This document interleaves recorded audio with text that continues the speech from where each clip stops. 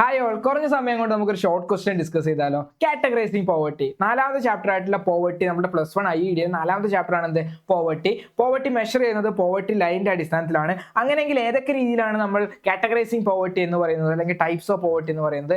5 ടൈപ്പാണ് നമുക്ക് വരുന്നത്. ഓരോന്നും എന്താണെന്നുള്ളത് നമുക്ക് നോക്കാം. ഒന്ന് ഓൾവേസ് പോർ എന്നാ പറയുന്നത്. ഇതാണ് നമ്മുടെ പോവർട്ടി ലൈൻ. ഇത് കോൺസ്റ്റന്റ് ആയിട്ട് ഇങ്ങനെ പോയിക്കൊണ്ടേയിരിക്കും. ഇതിന് താഴെയാണ് എപ്പോഴും ഒരു വ്യക്തി എന്ന് പറയുന്നത്. സോ അദ്ദേഹത്തിന് നീഡ്സ് ആൻഡ് വാണ്ട്സ് അദ്ദേഹത്തിന് സാറ്റിസ്ഫൈ ചെയ്യാനേ പറ്റുന്നില്ല. ജനിക്കുന്നത് മുതൽ മരിക്കുന്നത് വരെ ഇദ്ദേഹം എന്താണ്?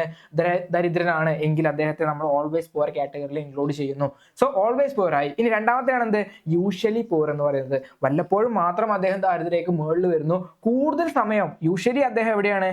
ദാരിദ്ര്യത്തിലേക്ക് താഴെയാണ് കിടക്കുന്നത്. സോ ഇവിടെ നോക്കുക, ഏറ്റവും കൂടുതൽ സമയം അദ്ദേഹം ദാരിദ്ര്യത്തിലേക്ക് താഴെയാണ് കിടക്കുന്നത് എങ്കിൽ അദ്ദേഹത്തെ യൂഷ്വലി പൂവർ എന്ന കാറ്റഗറിയിൽ നമ്മൾ ഉൾപ്പെടുത്തും. ഇനി മൂന്നാമത്തെയാണ് എന്ത്? ചേണിങ് പൂവർ കാറ്റഗറി എന്ന് പറയുന്നത്. ഇന്ന് ദരിദ്രനാണെന്നുണ്ടെങ്കിൽ നാളെ അദ്ദേഹം എന്താണ്? റിച്ച് ആണ്. വീണ്ടും എന്താണ്? ദരിദ്രൻ, റിച്ച്. റിച്ച് അല്ല, basic needs and wants satisfy ചെയ്യുന്നു, പിറ്റേ ദിവസം സാറ്റിസ്ഫൈ ചെയ്യാൻ പറ്റുന്നില്ല. ഇത് കണ്ടിന്യൂ ആയിട്ട് പോയിക്കൊണ്ടിരിക്കുകയാണെന്നുണ്ടെങ്കിൽ അതിനെ ചേണിങ് പൂവർ എന്ന് പറയും. അപ്പോൾ നമ്മൾ എന്താ പറയുന്നത്?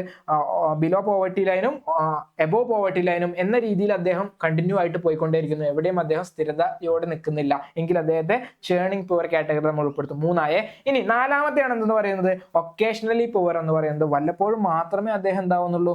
ദരിദ്രനാവുന്നുള്ളൂ. കൂടുതൽ സമയം അദ്ദേഹം എന്താണ്? Basic needs and wants satisfy ചെയ്യുന്നുണ്ട്, അല്ലെങ്കിൽ ദരിദ്രൻ അല്ല, എപ്പോഴും എന്താണ്? എബോ പോവർട്ടി ലൈൻ ആണ് അദ്ദേഹം നിലനിൽക്കുന്നത് എങ്കിൽ അതാണ് എന്ത്? Occasionally poor. വല്ലപ്പോഴും മാത്രം എന്താണ്? ദരിദ്രനാവുന്നു, ഒക്കേഷണലി മാത്രം ദരിദ്രനാവുന്നു. ക്ലിയർ? ഇതാണ് നാലാമത്തെ കാറ്റഗറി എന്ന് പറയുന്നത്. എങ്കിൽ അഞ്ചാമത്തെ കാറ്റഗറി ഉണ്ട്, നമ്മുടെ നെവർ പൂവർ കാറ്റഗറി. അദ്ദേഹം എന്താണ്? ജനിക്കുന്നത് തൊട്ട് മരിക്കുന്നത് വരെ ഇദ്ദേഹം എന്താണ്? പോവർട്ടി എന്താന്നുള്ളത് പോലും അറിഞ്ഞിട്ടില്ല. ദാരിദ്ര്യത്തിലേക്ക് അദ്ദേഹം താഴെ പോയിട്ടേ ഇല്ല. എപ്പോഴും അദ്ദേഹം എന്താണ്? ബേസിക് നീഡ്സ് ആൻഡ് വാണ്ട്സ് ആയിട്ടുള്ള എല്ലാ കാര്യങ്ങളും സാറ്റിസ്ഫൈ ചെയ്ത് പോരുന്നുണ്ട്. ദാരിദ്ര്യം അനുഭവിക്കാത്ത വ്യക്തിയാണെന്ത്?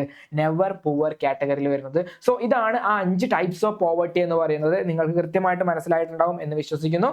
സോ നെക്സ്റ്റ് ഒരു ടോപ്പിക്കുമായിട്ട് നമുക്ക് വീണ്ടും കാണാം. Bye bye.